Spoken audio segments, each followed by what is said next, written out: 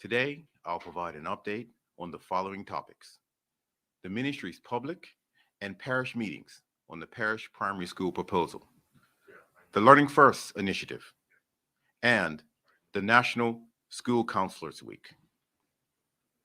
For the past few weeks, the Ministry of Education has conducted public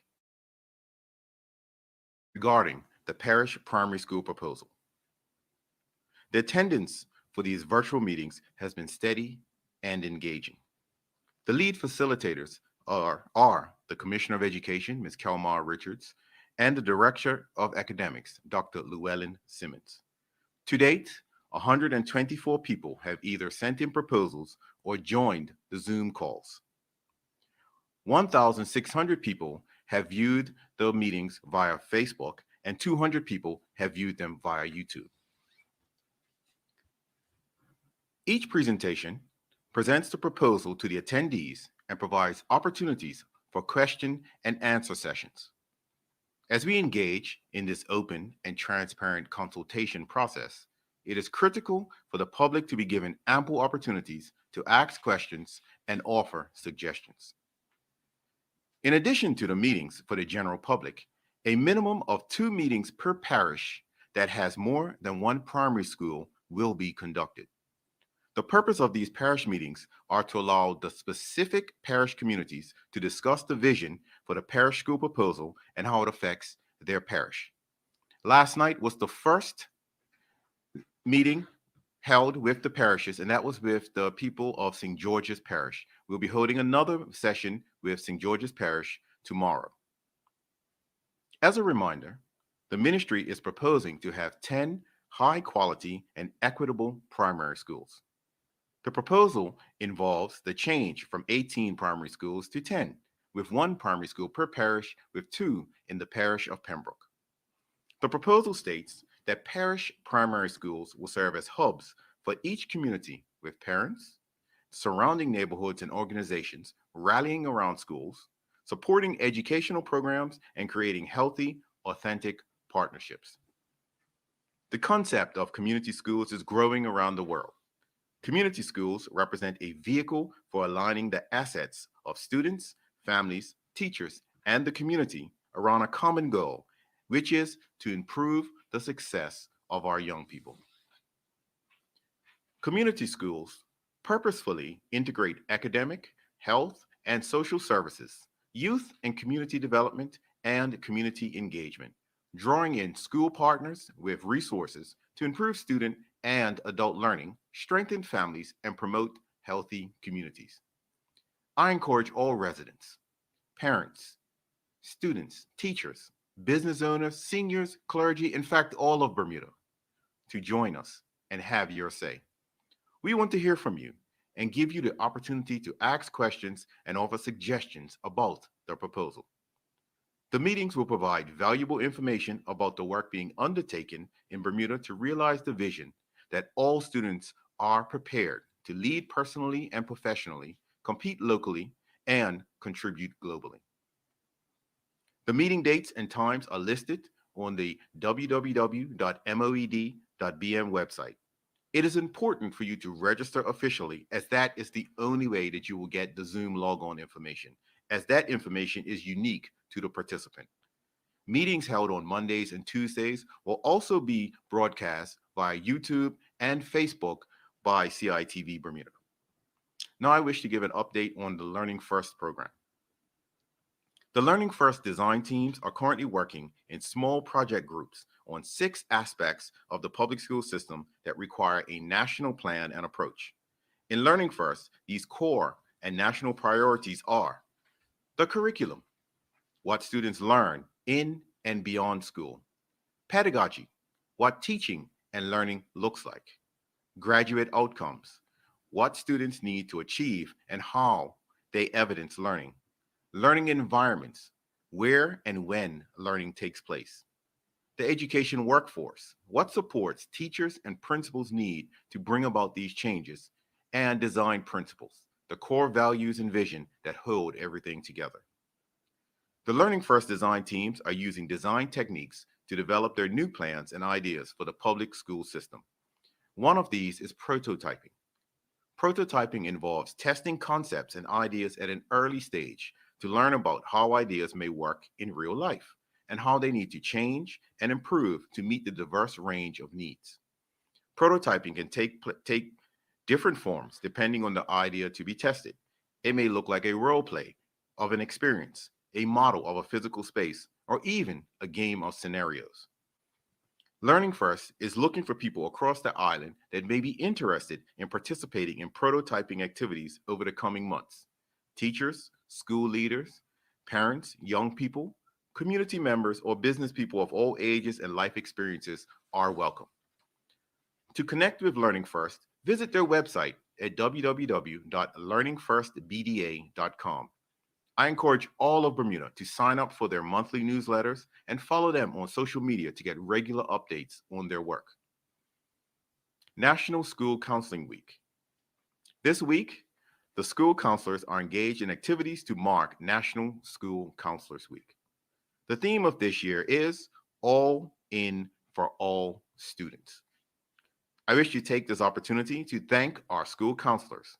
The past year, counselors have gone above and beyond for our students, delivering groceries and technologies to home, checking on families through phone calls and Zoom, and being advocates for your students. Counselors understand and know more than most how fragile the human spirit can be. In their role as school counselors, many students and parents have had to rely on them to make sense of COVID-19 challenges and gain the strength to overcome these challenges. I want to thank you, school counselors, for being that pillar of strength. Thank you for being that listening ear, not only for what is said, but what is not. Thank you for extending yourself beyond the school setting and into the homes and hearts of our students. Thank you for your long hours, weekend and summer work. And finally, thank you for making the mental health and physical needs of our children a priority. Thank you for your care. I hope that my words of acknowledgement and appreciation are uplifting to your spirit and strengthen you to keep moving forward and upward. Thank you, Bermuda. And with that, we'll take some questions. All right, members of the media, if you can please step up if you have any questions.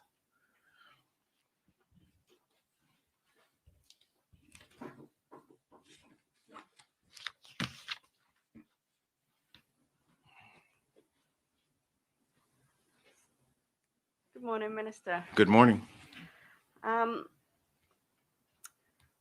Just a couple of questions. You mentioned how many submissions there had been so Yes. far. Could I just ask if all or any of those submissions can be made public? The submissions will be made public when the final report is done. When the final report is done, do you mean after the consultative period? Yes, as I've explained on numerous occasions to the public, and we explained in our Zoom meetings, this consultation is open and transparent, and all of the submissions taken will be used to form the basis of the final decisions, and a report on the final decision, which will outline all of the submissions, will be available for the public.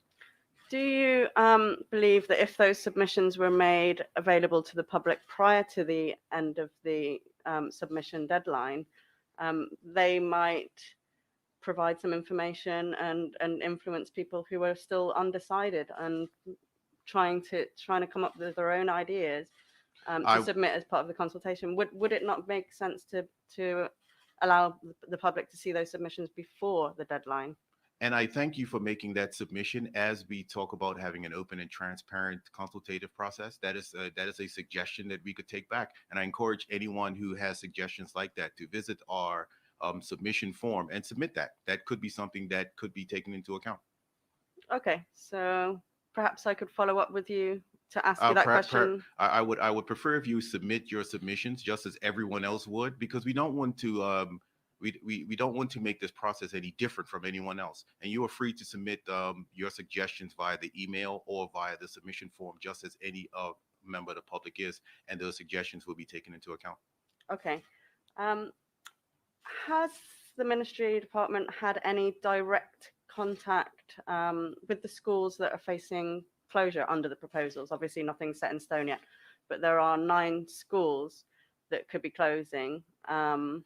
obviously a new build in Devonshire, which would bring it up to 10. But has the ministry had direct contact, whether it be with the principals or the PTAs or the parent councils of those 9 schools?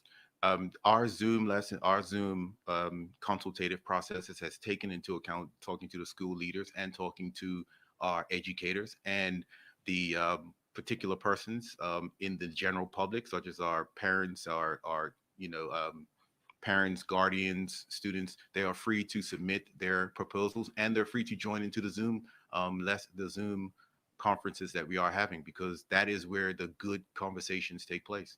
And so we've reached out. We are, as I said, we're having conversations with each parish. We're having 2 of them per parish.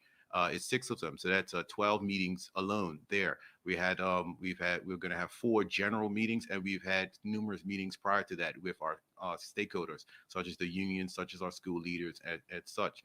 And so we're trying to leave no stone untouched. But again, that is a worthy suggestion that I would take back to the team. I wasn't really making a suggestion.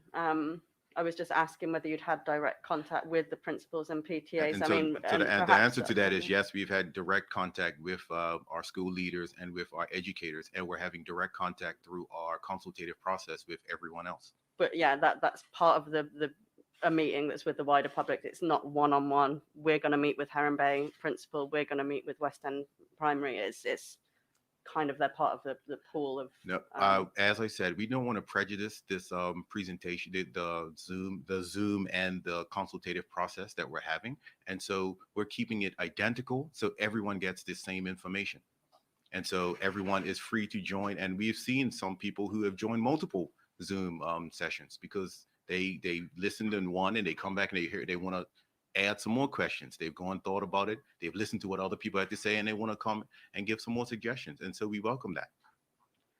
But there was the creation of parent councils that this government introduced to make sure that there was a direct dialogue with the PTAs as well. I understand that you're meeting with them via the Zoom, but perhaps you could revisit, that idea that that the parent councils were created for that reason. The parent council, just a slight correction. The parent councils was something that was introduced under the One Bermuda Alliance. You said under this government, it was introduced under the One Bermuda Alliance. And again, they are free to submit their proposals and to join into the Zoom consultative processes that we have. There's nothing stopping anyone from doing that. Is there anything you could share with me? It's a little bit off topic from today, if you would oblige. But the Education Authority. Are you able to outline in any more detail than you have before how the setup of the Education Authority would differ from what is currently in existence? So in terms of the numbers of people that would be on the Education Authority and whether there's any crossover, like the people that are in the ministry now would be sitting on that Education Authority.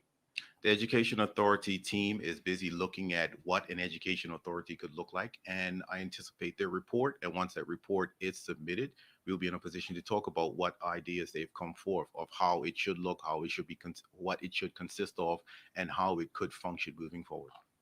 So no decisions been made on that. There's no decision, and decisions will be made with input from the general public as well. So when we're ready to start talking about that, you along with the rest of the general public will be very much aware of that. Okay, appreciate your time. Thank you. Sure. Okay, thank you. Do we have any other questions from the media? All right, thank you all for attending and have a great day.